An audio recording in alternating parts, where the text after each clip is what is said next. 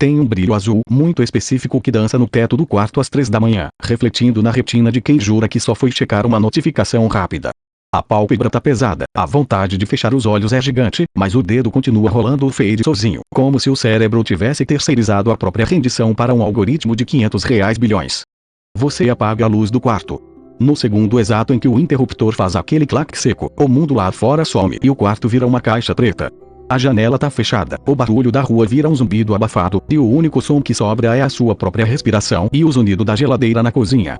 É o momento oficial em que o dia acaba. A teoria diz que o corpo entende. A teoria diz que os olhos pesam, que a piscada fica lenta, que a coluna finalmente descansa do peso invisível de segurar a cabeça erguida o dia inteiro. Só que a mão não vai pro travesseiro. A mão vai tateando o lençol, num reflexo que é mais motor que consciente, até achar o retângulo de vidro esquecido no canto do colchão. E aí, o breu do quarto inteiro é violentamente rasgado por um clarão azul, frio e cortante, que ilumina a ponta do seu nariz e reflete direto na sua córnea dilatada. É aquela cena clássica, você deitado de lado, com o braço formigando porque o peso do corpo tá em cima dele, olhando fixamente para uma tela a 15 centímetros do olho. A gente faz isso quase como quem respira. O celular virou o nosso bicho de estimação digital, aquele que a gente leva pra cama porque tem medo do silêncio absoluto.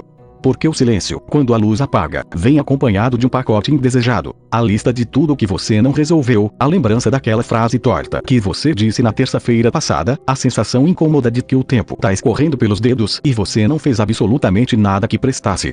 Contra esse vazio, a tela é um anestésico perfeito. Não porque o conteúdo seja bom, na real, às 3 da manhã, ninguém tá vendo nada que agregue valor à biografia de ninguém. A gente tá rolando um feed infinito de vídeos de pessoas fazendo coisas completamente inúteis, ou lendo polêmicas de desconhecidos na internet, no estado de transe que não é descanso e nem vigília. É um limbo. Sabe o que é fascinante e trágico ao mesmo tempo? A gente sabe. Todo mundo sabe.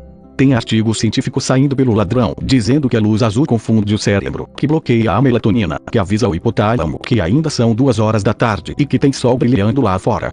A ciência grita na nossa cara que a gente tá sabotando o próprio dia seguinte, que a irritação matinal, a falta de foco e a fadiga crônica nascem exatamente ali, nessa meia hora estendida para 2 horas de tela na cara no escuro. E a gente concorda. A gente lê a manchete, balança a cabeça culpado, pensa nossa, verdade, preciso parar. E o que a gente faz logo em seguida? Abre o aplicativo de novo. Spinoza, um filósofo holandês que vivia séculos antes de inventarem a eletricidade, e que, portanto, tinha que se contentar em olhar pro teto escuro quando a noite caía, falava sobre uma coisa chamada conatus.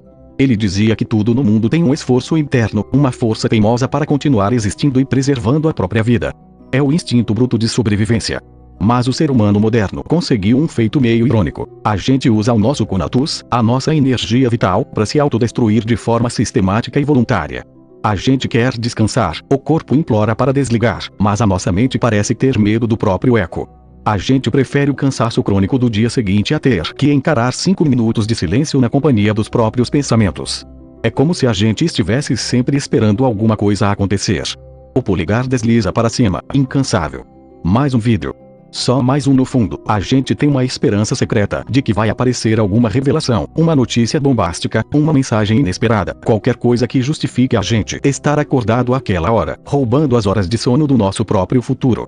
E aí passa das 2. Passa das 3. A claridade da tela começa a doer fisicamente nos olhos, a visão embaça, o braço tá dormente, mas a gente continua firme no posto, como um vigia solitário de uma fortaleza vazia.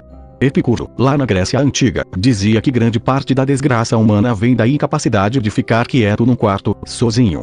Ele não imaginava um smartphone, claro, mas a intuição dele era cirúrgica. A gente foge do quarto escuro porque o quarto escuro devolve a gente para nós mesmos. E, às vezes, a pessoa que a gente é quando não tem nenhuma distração por perto é alguém meio chato, meio cansado, cheio de pequenas angústias que a gente prefere abafar com estímulo visual barato. O algoritmo sacou isso com perfeição milimétrica. Ele não quer te entreter, ele quer preencher o vazio exato onde caberia o seu descanso. Aí você se pega pensando, quando foi a última vez que você apagou a luz, encostou a cabeça no travesseiro e simplesmente dormiu? Sem o brilho azul no teto, sem o reflexo da tela no óculos, sem a última checada no relógio para calcular quantas horas exatas de sono te restam até o despertador tocar? Parece até uma lembrança de infância, daquela época em que o dia terminava porque o sol ia embora e ponto final, e não porque a bateria do aparelho chegou a 0% e desligou sozinha. Tem aquela cena clássica da madrugada avançada em que a casa inteira silencia. O som da rua diminui, o cachorro do vizinho finalmente cansa de latir, o refrigerador dá aquela respirada funda e desliga o compressor. É o momento em que o mundo físico entra em modo de economia de energia. Mas você não. Você continua ali, deitado de lado na cama, com o braço dormente sustentando o aparelho a uns 30 centímetros dos olhos, no esforço hercúleo para manter a pálpebra aberta enquanto a luz fria do display clareia as olheiras fundas. Sabe aquela sensação de que você está assistindo a alguma coisa só para não ter que lidar com o silêncio do próprio pensamento? É impressionante como a gente tem medo do escuro absoluto. Não é o bicho-papão embaixo da cama, claro. É a nossa própria mente começando a repassar aquela conversa idiota que a gente teve na terça-feira passada, ou lembrando daquele boleto, quer dizer, daquele compromisso que a gente esqueceu de resolver, ou planejando uma discussão imaginária onde a gente sempre sai ganhando. O celular virou o nosso chupeta digital. Ele cala a matraca da nossa cabeça com um fluxo constante de bobagens inofensivas. Schopenhauer falava que a vida oscila entre a dor e o tédio. E a gente inventou uma tecnologia que consegue fazer o milagre de nos manter entediados e ansiosos ao mesmo tempo. Porque cá entre nós, ver vídeo de gente cortando sabonete em cubinhos ou restaurando frigideira em ferro já das 3 da manhã não é lazer. É transe.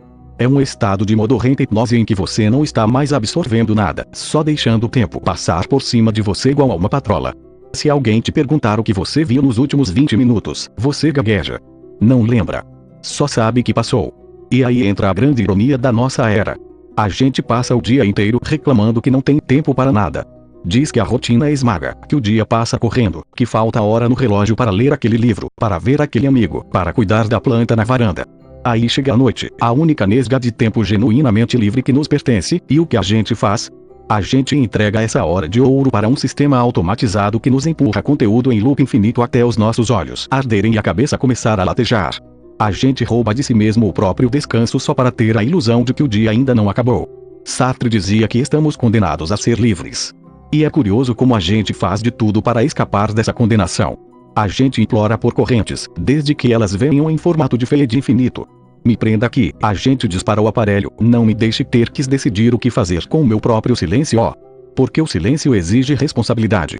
O sono verdadeiro exige que a gente baixe a guarda, que a gente admita que o dia acabou, que a gente aceite a nossa finitude temporária e caia no preto absoluto por 8 horas. Só que a gente tem medo de fechar os olhos.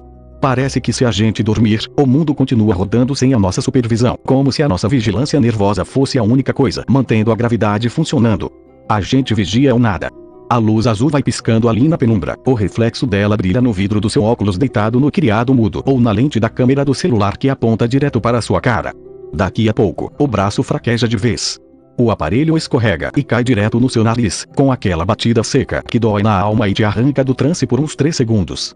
Você resmunga, xinga baixinho, esfrega a ponta do nariz dolorido, joga o celular de qualquer jeito no colchão ao lado e finalmente, por pura exaustão mecânica, vira para o lado e apaga. Amanhã, o despertador vai tocar cedo, a claridade vai invadir a janela, você vai levantar com a sensação de que foi atropelado por um caminhão de mudanças e vai prometer para si mesmo, com aquela seriedade de quem está mentindo pela 100ª vez, que hoje vai desligar tudo mais cedo. Mas a gente sabe que não vai. E o ciclo recomeça, firme e forte, na próxima madrugada. É isso. Vai lá tentar dormir um pouco agora. Deixa o like se chegou até o fim. Eu também não sou robô.